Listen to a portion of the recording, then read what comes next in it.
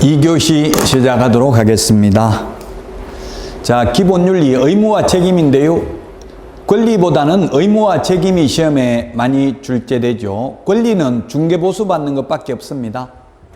자, 의무와 책임 중에서 기본윤리입니다. 품위유지, 신의성실, 공정중개인데요. 요거는 개업 공인중개사와 소속 공인중개사에 대해서만 규정하고 있습니다. 법제 29조 1항 146페이지 우리 기본서 146페이지 양가로 1번에 보니까 개업 공인중개사 및 소속 공인중개사는 밑줄 치세요. 즉 보조원은 없습니다. 보조원은 X입니다. 품위, 어떤 것이 품위를 손상했는지는 시험에 안 나옵니다. 그 다음에 신의성실도 역시 개업공개사, 소속공개사만 해당되고 보조원은 해당 사항이 없습니다.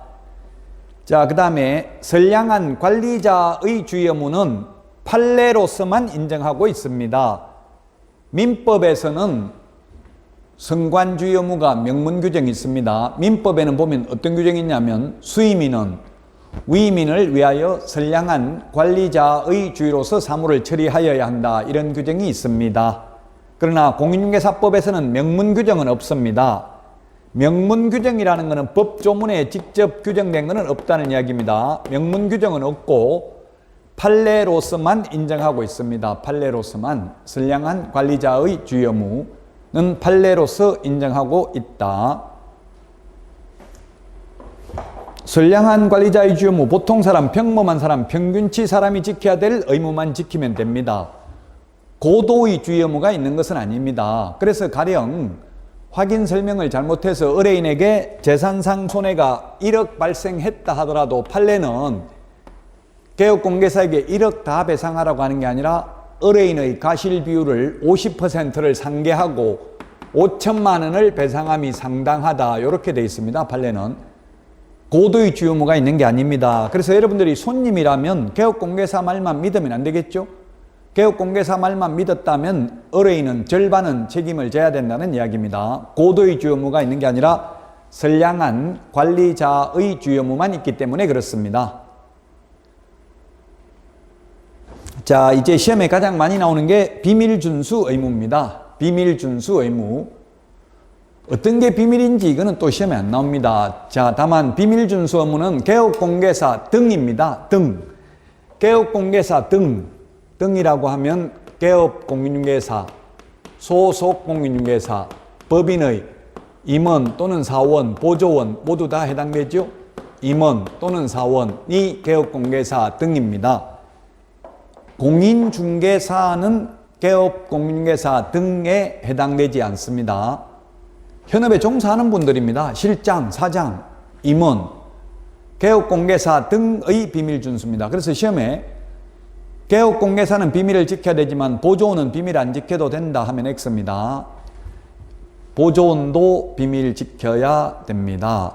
근데 어떠한 경우에도 비밀 누설하여서는 아니 된다 하면 X입니다. 이 법 및 다른 법률에 특별한 규정이 있으면 누설해도 됩니다.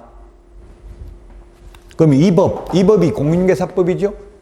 공인중개사법에 확인 설명 의무가 있습니다.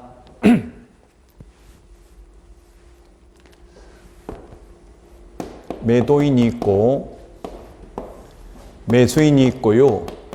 개업 공인중개사가 있습니다. 이거 대법원 판례도 있는데요. 그러면 가령 예를 들면 매도인이 개업 공인중개사에게 의뢰를 하면서 이게 이 매도 물건이 살인사건이 났던 물건입니다. 그래서 빨리 팔라고 내놨습니다. 근데 매도인이 살인사건 났다고 말하지 말라고 비밀을 지켜달라고 했습니다. 근데 개업공개사가 매수인에게 이 살인사건 난 집이다 이렇게 말했다고 해서 비밀 누설로 처벌할 수는 없다는 이야기입니다. 왜냐하면 성실 정확하게 확인 설명 의무를 공인중개사법에 규정하고 있기 때문에. 또 다른 법률에 규정이 있는 경우는 어떤 경우가 있습니까? 민형사소송법상 재판에 정인으로 출석한 경우, 국회 정언감정에 관한 법률에 의해서 청문회 정인으로 출석한 경우 등은 진실을 말해도 됩니다. 비록 비밀이라 하더라도. 아니면 위정죄로 처벌받기 때문에 그렇죠. 그래서 시험에 어떠한 경우에도 비밀을 누설하여서는 아니 된다 하면 X입니다. 이 법이나 다른 법률에 특별한 규정이 있으면 누설해도 됩니다. 그리고 언제까지 비밀 준수해야 되냐? 영원히 눈에 흙 들어갈 때까지 영원히 준수해야 됩니다. 시험에 중개업을 영위하는 한 성실하게 비밀을 준수하여야 하나 그 업무를 떠난 경우에는 그러하지 아니하다 하면 X입니다. 그 업무를 떠난 후에도 비밀은 준수해야 됩니다. 영원히 비밀은 지켜야 됩니다. 비밀을 누설하게 되면 1년 이하의 징역이나 1,000만 원 이하의 벌금에 처합니다. 그러나 피해자의 명시된 의사에 반하여 벌하지 않는 이른바 반의사불벌죄인데, 반의사불벌죄는 오직 공인중개사법에만 요거 하나밖에 없습니다. 공인중개사법에는 이 비밀누설 이거 하나밖에 없습니다. 반의사불벌죄하고 다른 게 친고죄죠. 친고죄는 적극적으로 고소고발이 있어야 벌할 수 있는 게 친고죄고요. 반의사불벌죄는 피해자가 처벌을 원하지 않습니다 하면 처벌 못하는 것을 반의사불벌죄라고 합니다. 그 스토킹이라는 게 이게 법이 있습니다. 스토킹 처벌법이 생겼습니다. 이 스토킹을 한 경우도 반의사불벌죄죠. 이거 반의사불벌죄 폐지하자 이런 논의가 되고 있습니다. 스토킹 당했어도 피해자가 처벌을 원하지 않습니다 하면 처벌할 수 없다고 지금 현재는. 반의사불벌죄는 오직 공인중개사법에 이거 하나밖에 없다. 친고죄는 적극적으로 고소고발을 해야 되는 거다. 그래서 명예훼손죄는 반의사불벌죄인데 사자 명예훼손죄, 죽은 사람 명예훼손죄는 친고죄입니다. 친고죄는 적극적으로 고소고발이 있어야 벌할 수 있고요. 반의사불벌죄는 고소고발이 없어도 벌할 수 있는데 피해자가 처벌을 원하지 않는다는 의사표시를 하면 그 의사표시에 반하여 벌할 수는 없는 것을 반의사불벌죄라고 합니다. 자, 다음은 금지행위입니다. 149페이지 금지행위 별표 해놨죠? 매년 출제된다고 되어 있습니다. 149페이지. 자, 금지행위도 개업공인중개사 등의 금지행위입니다. 등. 이 개공이 개업공개사입니다. 등이니까 개업공개사뿐만 아니라 소속공인중개사, 보조원, 법인의 임원, 사원도 하면 안 됩니다. 개업공개사 등. 개업공개사 등에 해당되는 겁니다. 개업공개사 등에 해당되는 건 예금이 비결 5가지가 있습니다. 뉴스에 보니까요, 부산의 모 저축은행에서 그 지역농협에서 10% 이자 준다 이렇게 적금을 모집했다고 하더라고요. 그 50억 모집하려고 했는데 5천억 돼가지고 이제 잘못하면 파산하게 생겼어요. 1년 후에 그 돈 다 내주기 쉽지 않죠. 그 돈 모으려면 지금은 예금이 비결이다. 비트코인, 주식, 부동산이 아니라 예금이 비결이다. 예금 지금 한 5% 정도 주죠. 예금이 비결이다. 돈 모으려면. 그래서 이게 뭐냐면 개업공개사 등에게 해당되는 게 5개다. 지금 암기하라고 연상기법을 지금 말씀드리는 겁니다. 예방교육, 거래사고 예방교육, 금지행위, 그 다음에 이중소속, 비밀준수, 그 다음에 결격사유. 자, 결격사유 했고요. 비밀준수 했고요. 이중소속도 했습니다. 금지행위 했고요. 예방교육도 했고 다 했네요. 이때까지 개업공개사 등에게 해당되는 게 5가지가 되겠습니다. 품위유지, 신성실, 공정중개는 개공, 소공에게만 해당된다라고 했죠. 개업공개사 등이 금지행위 하면 안 되고 이러한 금지행위를 하면 등록을 취소할 수 있고 소속공인중개사의 경우에는 자격 정지할 수 있고요. 이 매무수거 요거 위반하면 1년 이하의 징역 또는 1,000만 원 이하의 벌금이고요. 관직상투, 시공시 요거 위반하면 3년 이하의 징역이나 3,000만 원 이하의 벌금이고요. 1번부터 9번까지가 행정처분 대상이고 요거는 누구든지기 때문에 행정처분 대상은 아니죠. 행정처분이 등록 취소 자격정지입니다. 자, 그러면 먼저 매매를 업으로 하는 거, 매무수거, 관직상투 이렇게 암기하면 되고요. 시공시 암기하면 되고요. 매매를 업으로 하는 거 안 된다고 하니까 어떤 분 질문하더라고요. 그러면 자격증 따도 임대차 중개만 하고 매매 중개는 안 됩니까? 묻던데 매매 중개를 업으로 하는 거는 가능하고요. 매매를 업으로 한다는 거는 집 장사하는 거예요. 집 싼 거 나오면 샀다 팔았다 이렇게 집 장사하는 건 안 된다는 이야기입니다. 매매 중개를 업으로 하는 거는 가능하죠. 중개를 업을 안 하고 자기가 직접 집 장사하면 안 된다. 매매를 업을 하면. 교환업, 임대업 X 이 말은 교환업이나 임대업은 X, 금쟁이가 아니다. 금쟁이가 못하는 건데 금쟁이가 아니니까 할 수 있는 거죠. 매매업은 못하는 거고요. 자, 그 다음에 무등록 중개업자와 협력하는 행위입니다. 151페이지에 있죠. 우리 기본서. 무등록 중개업자임을 알면서 그를 통해서 중개를 의뢰받거나 무등록 중개업자에게 자신의 명의를 이용케 하는 행위 안 됩니다. 151페이지 기본서 맨 밑에 3번 법정보수. 법정보수를 초과해서 받는 것은 어떠한 명목으로라도 안 됩니다. 어떠한 명목으로도 안 된다. 시험에 국선 작가의 미술품을 한 점 선물로 받았다. 선물 명목으로도 안 됩니다. 금 한 냥을 받았다. 자동차 한 대를 감사의 표시로 간곡하게 받아라고 요청하여 마지못해 수령하였다. 안 됩니다. 어떠한 명목으로도 초과해서 받으면 안 됩니다. 초과해서 받으면 강행법규 위반으로 초과 부분만 무효입니다. 전부 무효가 아니라 초과 부분만 무효입니다. 법정보수가 100만 원인데 1000만 원 받기로 약속했으면 초과 부분 900만 원만 무효입니다. 전부 무효가 아니라 초과 부분만 무효입니다. 현금을 초과해서 받았다가 돌려주는 것도 금지행위입니다. 수표를 초과해서 받았다가 부도가 나서 현금화하지 못해도 위반입니다. 초과해서 받은 것만 가지고도 위반이 되겠습니다. 그러나 초과해서 받기로 약속만 하고 실제 수령하지 않았다면 위반은 아닙니다. 실제 수령을 해야 위반이 되겠습니다. 실비는 받아도 됩니다. 실비, 실제 들어간 차비, 숙박비 받아도 됩니다. 교통비 같은 거 받아도 됩니다. 또 컨설팅 수수료, 분양 대행 수수료 이런 거는 중개보수가 아니기 때문에 초과해서 받아도 상관없습니다. 중개보수는 어떠한 명목으로라도 초과해서 받으면 안 됩니다. 제가 현업에서 이게 복비라고 부르다가요. 복비라고 부르다가 중개 수수료라고 부르다가 지금은 보수로 바뀌었잖아요. 보수. 왜 이게 복비입니까? 복비라고 하는 유래는 뭐 유래 시험에 안 나옵니다. 물론 복을 받게 하는 비용이 복비입니다. 옛날에 우리 풍수지리에 의하면 양택, 집터를 좋은 데 잡아서 살면 현세가 발복하고 음택, 묘자리를 좋은 데 설치하면 후세가 복을 받는 것으로 믿었습니다. 그래서 현세가 복을 받도록 지금 현재 복을 받도록 해줬으니까 복 받는 비용, 복 받도록 한 비용을 복비라고 했습니다. 그러다가 중개 수수료라고 부르다가 수수료라고 하니까 장사꾼 같은 느낌이 들기 때문에 공신력을 높여주기 위해서 보수라고 바꿨습니다. 변호사 보수라고 하지 변호사 수수료라는 말 안 하잖아요. 지금 그럼에도 불구하고 현업에 가면 아직도 수수료라고 하는데 2014년도에 바뀌었으니까요. 여러분들은 가급적이면 법정용어 보수라고 사용하시기 바랍니다. 그래서 법정보수를 초과해서는 어떠한 명목으로도 못 받는데 저도 현업에 있으니까 복비는 더블로 주겠습니다. 따더블로 드리겠습니다. 방만 좀 빼주세요 이러더라고요. 근데 현실적으로 한 번도 따더블 받고 못 빼봤어요. 왜냐하면 예를 들면 옛날에 제가 할 때만 해도 이제 전세가 1억 5천에 들어왔는데요. 지금도 마찬가지인데 역전세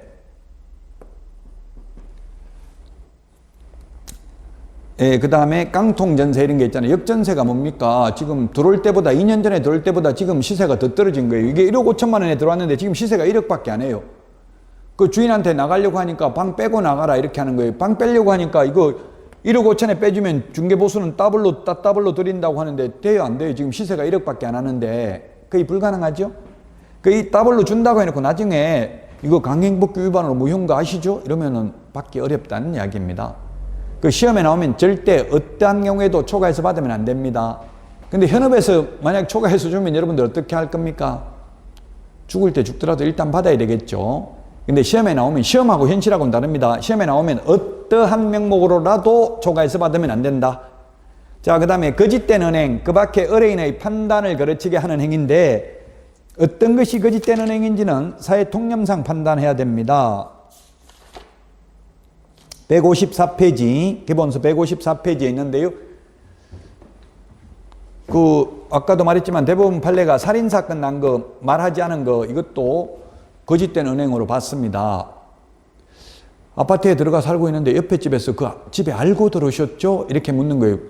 뭘요? 뭘 알고 왔다는 이야기예요? 그러면 아이 모르면 그냥 말 안 할래요. 이렇게 더 궁금하게 만드는 걸 만드니까 아 괜찮습니다. 말해보세요 하니까 그 집에 살인사건 난 거 모르고 들어오셨습니까? 이렇게 말한 거예요. 그래서 개업공개사한테 찾아가 가지고 물어보니까 맞거든요. 그래서 손해배상을 청구했습니다. 개업공개사에게.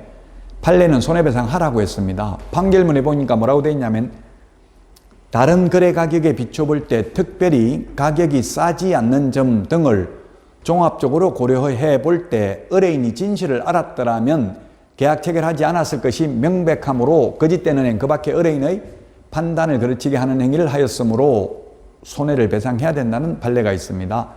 그렇지만 현실적으로 그러면 살인사건 났다 이런 말 하기 쉬워요? 어려워요?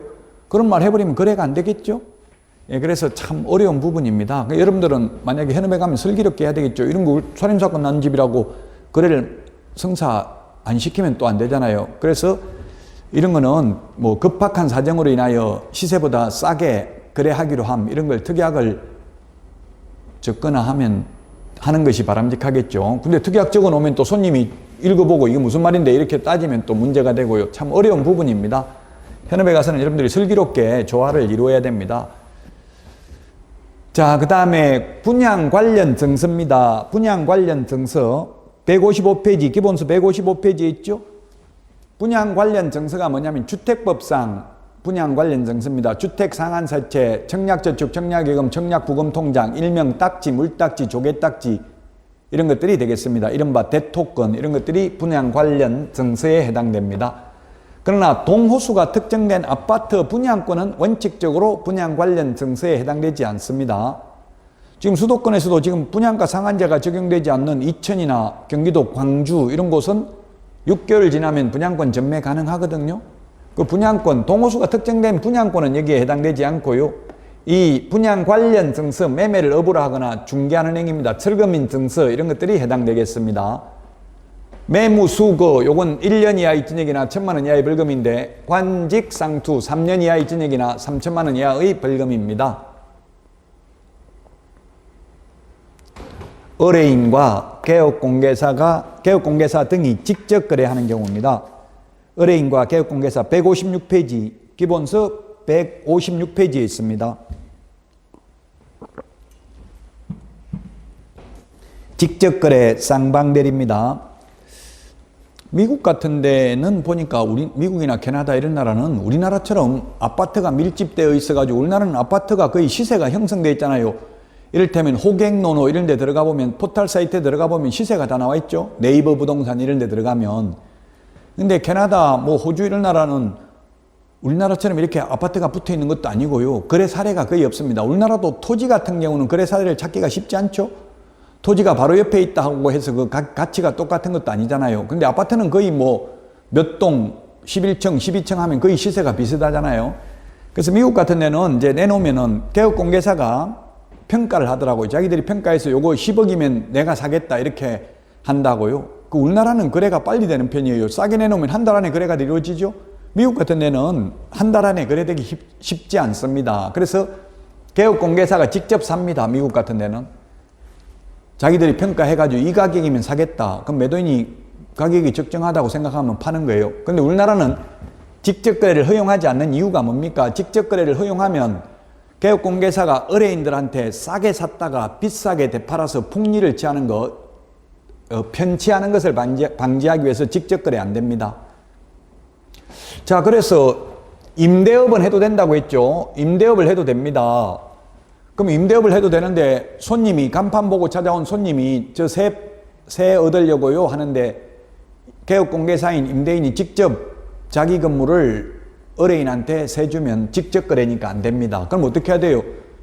임대인인 개업공개사는 다른 중개업소를 통해서 다른 개업공개사를 통해서 거래하는 것은 직접 거래가 아니라는 게 판례입니다. 다른 중개업소 내놔가지고 거래해야 됩니다. 물론 의뢰인이 아닌 친구하고 거래하는 거, 이모 고모하고 거래하는 거는 상관없죠.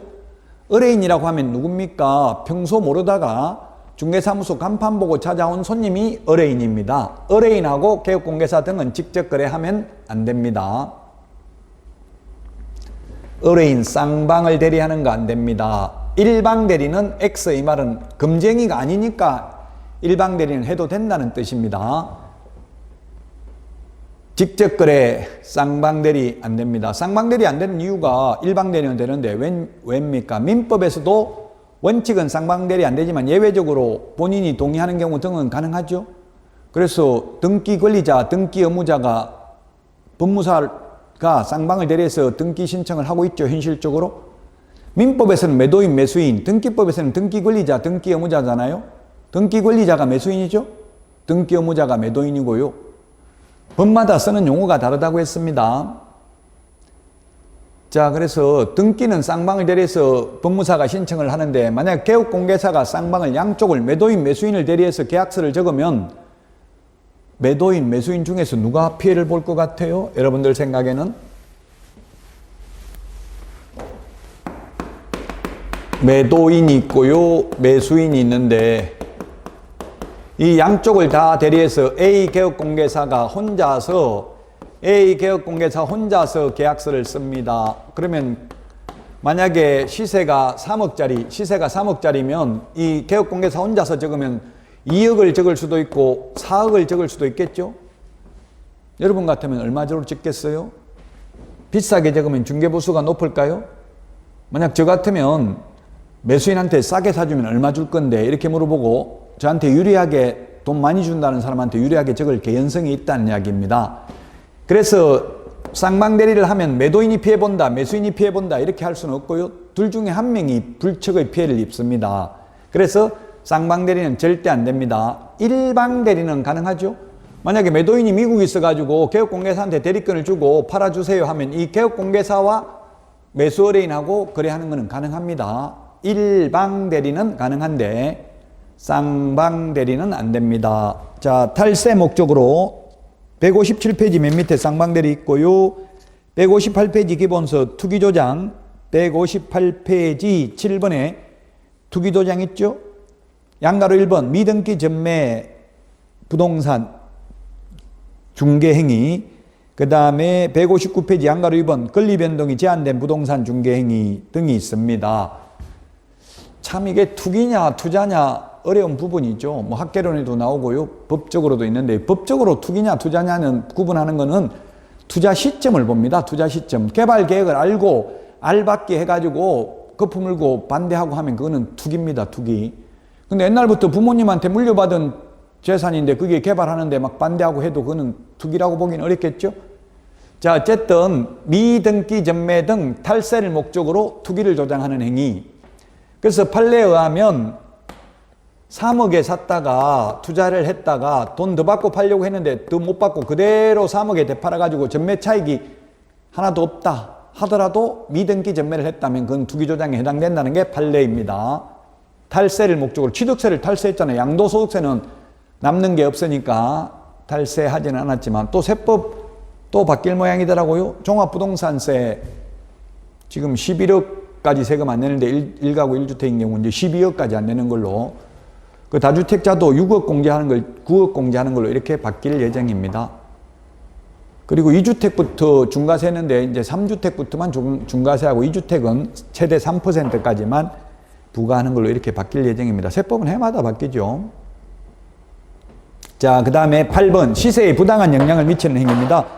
자, 159페이지 기본서 8번 시세 조종, 시세 조작 행위죠.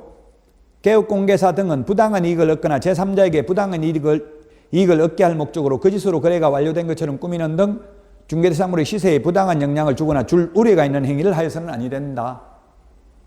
자, 어떤 경우가 있냐면은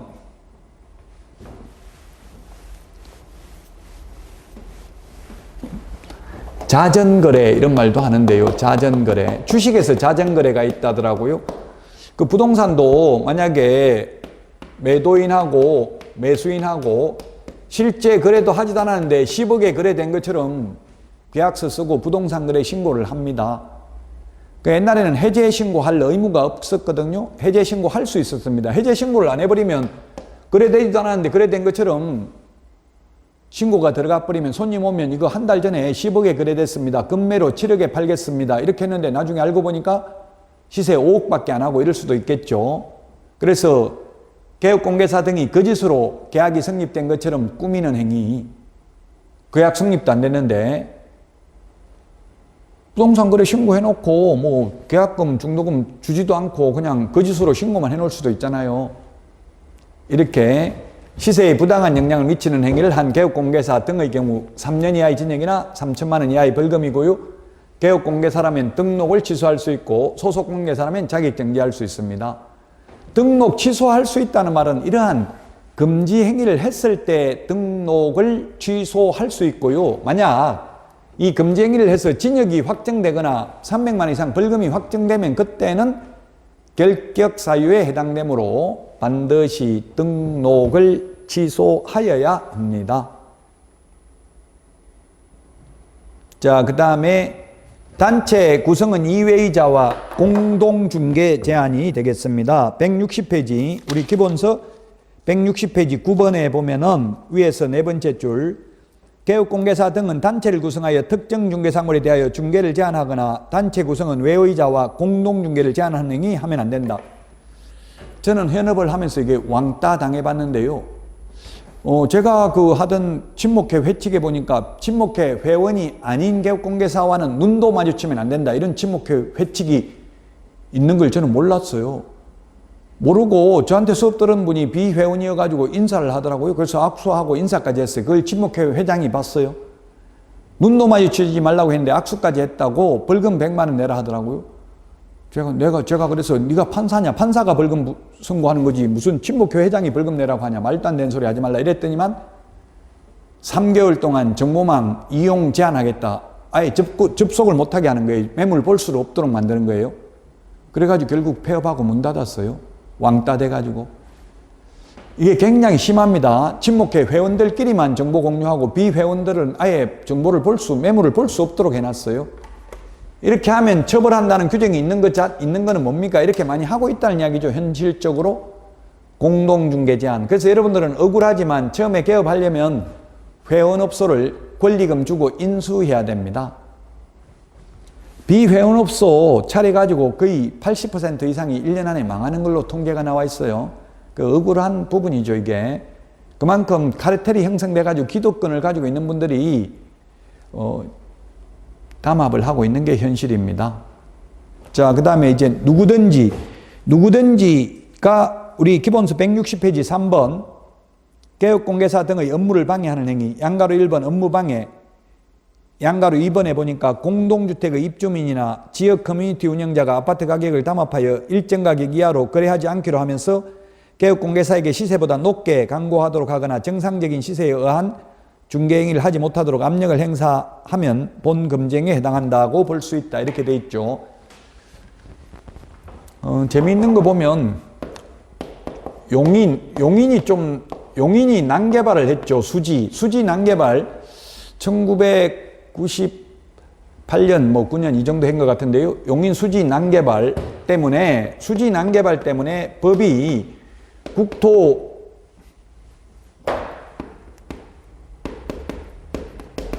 국토의 계획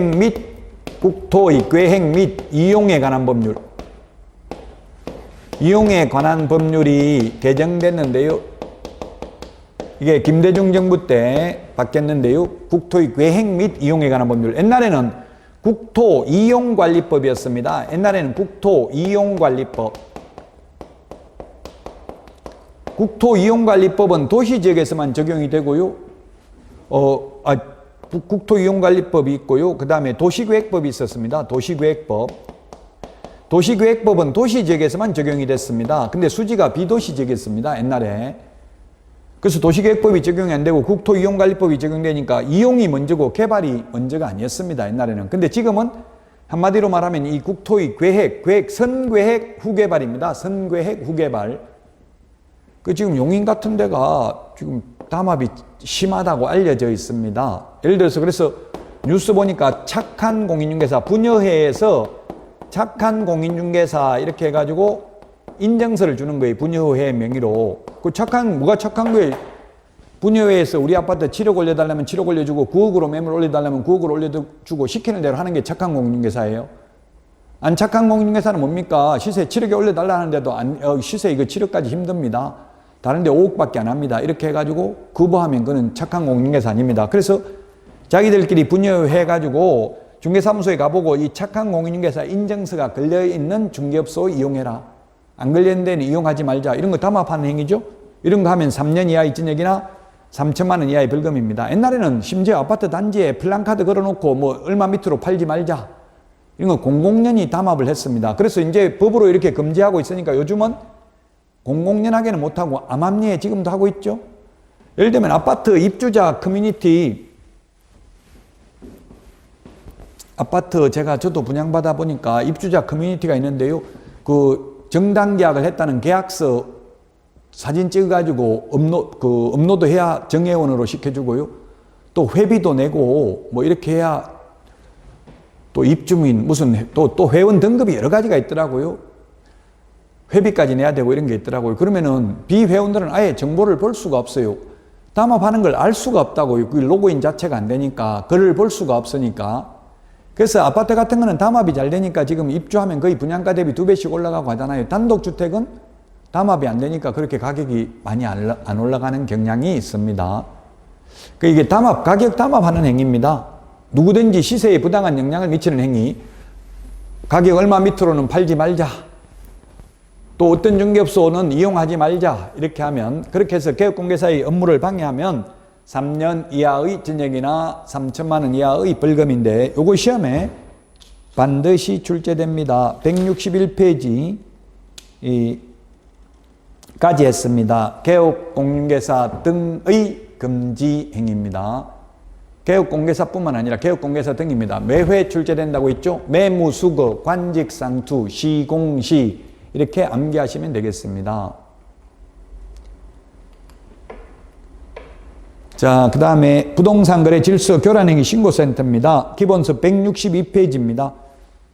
부동산거래 질서 교란행위가 뭐냐면 시공시입니다. 조금 전에 했던 시공시.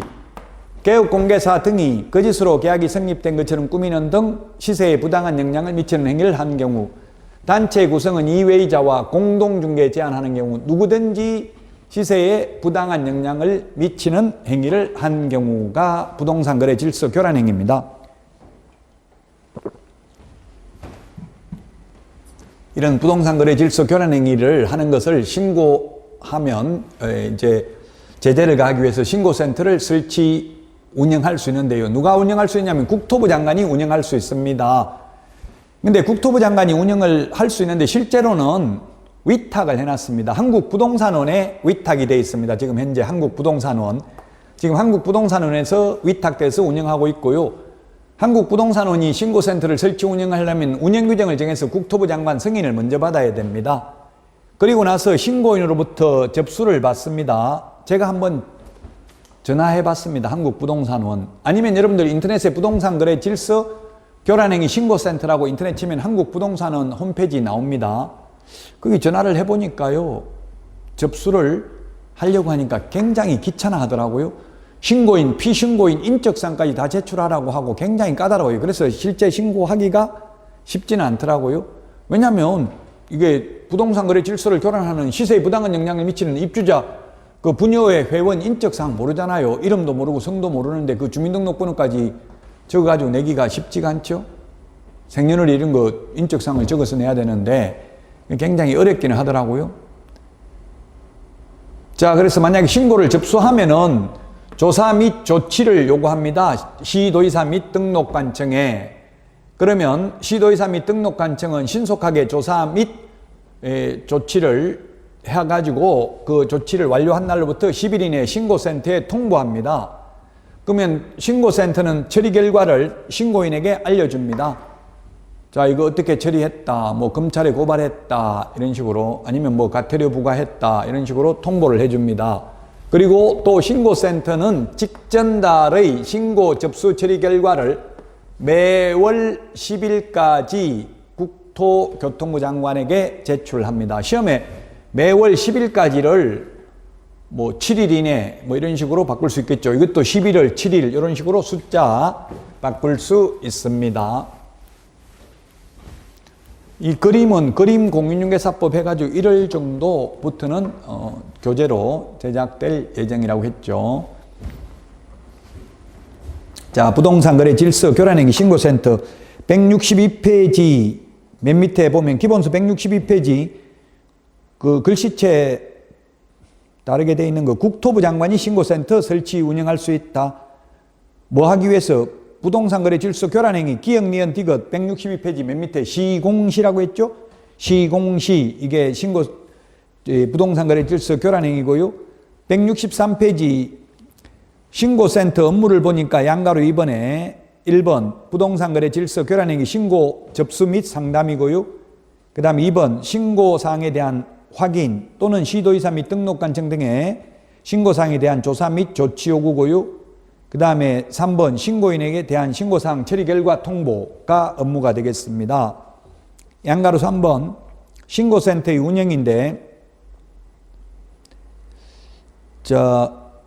신고센터에 교란행위를 신고하려는 자는 다음 사항을 서면으로 제출해야 된다. 신고인, 피신고인 인적사항 어렵다고 했죠. 피신고인이면 신고당하는 사람 인적사항까지 제출해야 되고요. 그 다음에 부동산 거래 질서 교란행위 발생 일시 장소 및 그 내용 디귿 신고 내용을 증명할 수 있는 증거자료 또는 참고인의 인적사항 제출해야 됩니다. 그 밖에 신고 처리에 필요한 사항을 제출해야 됩니다. 이 또 문서로 제출하기가 굉장히 까다롭습니다. 2번 보완 요청입니다. 신고센터는 신고받은 사항에 대한 보완이 필요한 경우 기간을 정하여 신고인에게 보완을 요청할 수 있고요. 동그라미 3번 조사 및 조치 요구입니다. 신고센터는 제출받은 신고사항에 대해서 시도의사 및 등록관청 등의 조사 및 조치를 요구해야 된다. 다만 다음에 해당하는 경우에는 국토부 장관의 승인, 국토부 장관 승인 밑줄 치십시오. 국토부 장관 승인을 받아서 접수된 신고사항의 처리를 종결할 수 있습니다. 어떤 경우? 첫 번째, 신고 내용이 명백히 거짓인 경우. 니은, 신고인이 보완 요청에 따른 보완을 하지 않는 경우. 디귿, 신고인이 신고사항의 처리 결과를 통보받은 사항에 대하여 정당한 사유 없이 다시 신고한 경우로서 새로운 사실이나 증거 자료가 없는 경우. 리얼, 신고인이 이미 수사기관에서 수사 중이거나 재판에 계류 중인 경우 또는 재판이 확정된 경우는 종결할 수 있는데 임의로 종결할 수 있는 게 아니라 뭘 해야 된다? 국토교통부 장관 승인받아서 종결할 수 있습니다. 4번에 신고센터의 처리 결과 통보입니다. 조사 및 조치 요구를 받은 시도의사 및 등록관청은 신속하게 조사 및 조치를 완료하고 10일 이내에 통보해야 된다고 했죠. 자, 그 다음에 163페이지 맨 밑에 5번 신고인에게 처리 결과 통보. 신고센터는 시도의사 및 등록관청 등으로부터 처리 결과를 통보받은 경우 신고인에게 신고사항 처리 결과를 통보해야 된다. 이 처리 결과 통보 4번 나와 있죠. 164페이지 맨 위에 6번 국토부 장관에게 제출인데 신고센터는 매월 10일까지 직전달의 신고 접수 처리 결과를 국토부 장관에게 제출해야 된다. 4번 업무 위탁입니다. 국토부 장관은 어디다 위탁할 수 있다고 했어요? 대통령령이 정하는 기관에 위탁할 수 있다. 동그라미 2번에 보니까 그게 어디라고 했어요? 한국부동산원입니다. 옛날에 한국감정원이죠? 한국감정원, 지금은 한국부동산원에 위탁한다. 그러면 한국부동산원은 신고센터의 업무 처리 방법, 절차 등에 관한 운영 규정을 정하여 승인을 받아야 된다. 이를 변경하고자 하는 경우에도 변경 승인을 얻어야만 되겠습니다. 자, 이번 시간 여기까지 하고요. 쉬었다가 164페이지 확인 설명 의무부터 하도록 하겠습니다.